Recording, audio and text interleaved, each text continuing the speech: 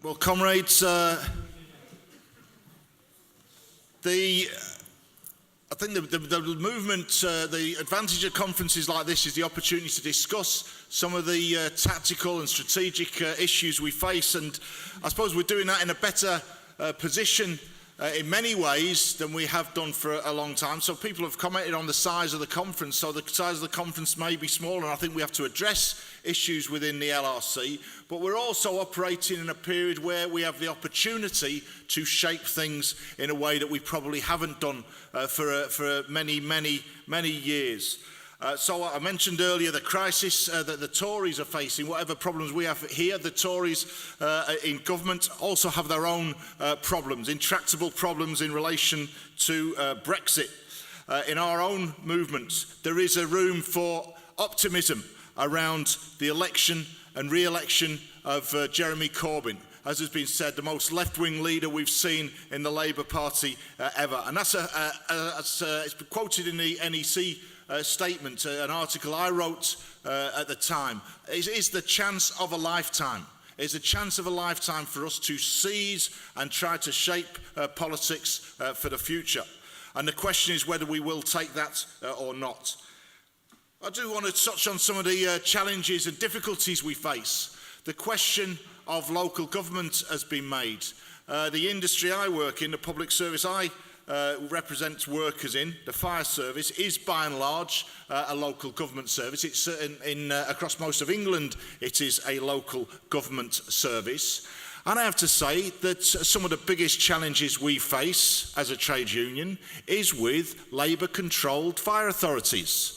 Some of the worst attacks we've faced are with Labour-controlled fire authorities. Just currently in the West Midlands, we have a Labour-controlled fire authorities that, in order to bypass collective bargaining, is recruiting new entrants into the fire service on new, non-agreed, flexible contracts that will allow the employer supposedly to force them to undertake any duties that that employer sees fit. We have had fire authorities led by Labour chairs who have sought to, again, when they can't get agreement with us, to sack the entire workforce and re-engage them on new contracts. These are completely unacceptable. And that's apart from, and additional to that, of course, the huge cuts which are simply passed on by Labour authorities, not just in the fire service, but in all other areas as well. In our own service, interestingly, we also have record building up of reserves in local government and particularly in fire authorities. We went with a joint delegation with our employers to meet the fire minister for England just a week or so ago, and the Tory minister's response to the Tory chair of the employers side of our National Joint Council, but actually Labour authorities come out of this far worse, is it's hard to listen to a case for additional funding when you've made cuts, but during the period in which you've made cuts, you've actually built record reserves. We have fire authorities sitting on record reserves at the same time as they're closing fire stations, and this has to stop, in our view. Now, we're not saying that this can be addressed overnight. We're not asking for people to be martyrs, but the truth is people vote Labour in local elections to see something different. They're not voting Labour simply to see the same policies and simply to see those cuts passed on. If we don't at some point develop a strategy to challenge this, actually there won't be much left of local government at all. So we need to sit down and work out a strategy that will build mass campaigns to challenge them on that front. The question of trade unions was raised in the discussion this morning, and I think it is an important strategic discussion for us to take up. I don't think it is simple. I don't think it is simply. I would love to see more militancy across industry. I'd love to see more militancy in all of our unions and in workplaces all across the country. I don't think it is simple. It is as simple. I'm not suggesting anyone is suggesting this, but it is certainly not as simple as calling for one-day strike here and there or more industrial action. We have to assess what has happened to our unions over the past 3 or 4 decades. We have seen a long-term decline in union membership, largely linked to deindustrialisation, but perhaps wider than that. So that now in the private sector, we have less than 14% of workers in trade unions. So if you compare, for example, 1926, when there was a general strike, with today, in 1926, the vast majority of workers who took strike action were private sector workers. Today, the vast majority of trade unionists are public sector workers. We need to think what that means. The other thing that I think is neglected in discussions of the problems of an industrial response is the decline in workplace organisation. We have vast, even where workers are organised into trade unions, we have large areas of public sector trade unionism where there is no workplace rep. That people may be a member of the union, but actually their relationship with the union is often through phone calls or whatever. Our model of trade unions is very different to that. Our model of trade unions is organising, or workers organising themselves in the workplace, organising and representing themselves in the workplace. People have compared, the decline in industrial action today with some of the stories from the past.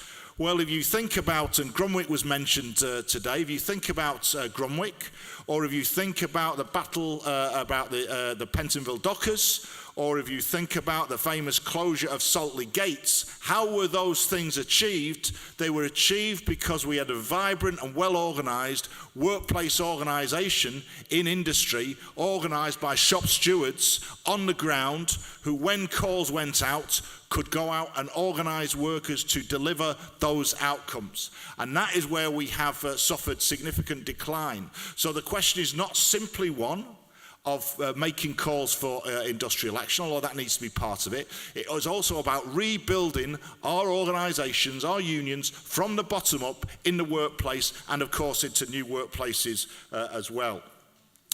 So, but I think there's an overlap between that and Corbynism, because for me, Corbyn's election gives us the opportunity to discuss these issues in an entirely new political situation. And I'll come back to that just to finish. I want to spend a couple of minutes quickly on an issue that affects my own union in particular, and that is the atrocity that took place at Grenfell Tower last June. What an indictment of a society when 71 people can die in their own homes in that manner, not because of a war, not because of terrorism. And I have to say, if it had been a war or it had been terrorism, I think the reaction from central government would have been far more robust than what we've seen since June of last year. And it is a sickening indictment of the society we live in. That, and as has already been mentioned, the fact that large numbers of displaced people have still not been provided with homes as a result of that. But we have this public inquiry, and the local community and ourselves have very little confidence in that public inquiry. The British establishment is very adept at covering things up, and is very adept at dealing with criticism and finding ways to kick things into the long grass. And the challenge facing our movement is to ensure that that does not happen in this case. People say, is this to do with austerity? Clearly, austerity is part of what has happened. But I'll just touch on some of the issues in terms of fire service matters in this regard. Because the whole regime has changed fundamentally in terms of housing, planning and fire safety over the past 30 or 40 years. Building control, the people who authorise whether a building can be built, complies with the building regulations, has been largely privatised, and the bits that are not privatised slashed to pieces. Fire risk assessors. People find this staggering every time I say it, but the fire safety of a building rests with the occupier, who have to get a fire risk assessment done. Fire risk assessors in England don't have to have any qualifications at all. In another fire where a member of ours died in an incident in Manchester in 2013, the coroner found that the person who'd carried out the fire risk assessment had no qualifications in fire risk assessing at all and had simply set himself up on the internet in business and gone out looking for work. You will have seen the cladding tests have been covered in the news and on and some of the newspapers and on the TV.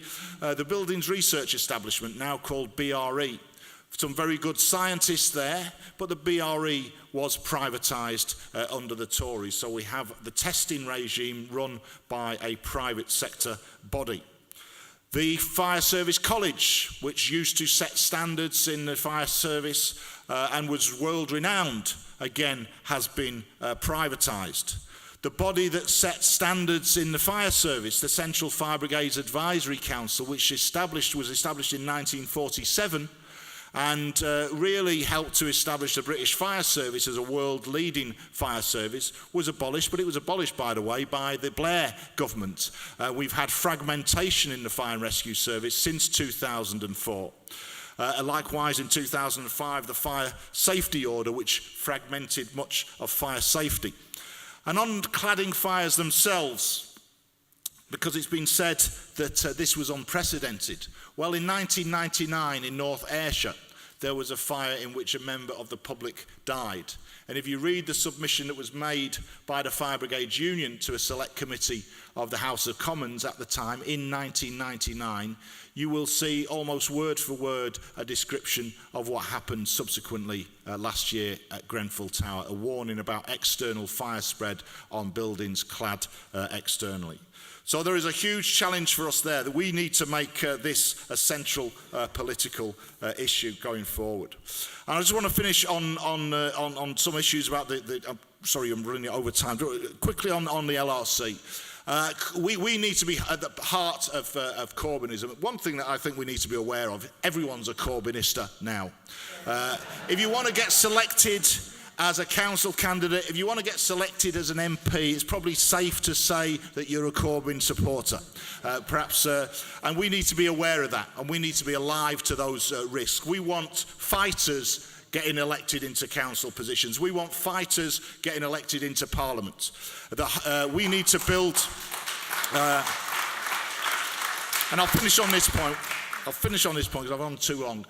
This is an opportunity really for a renaissance, a rebirth, a rebuilding of a labour movement with socialism and democracy and equal rights at the heart of it.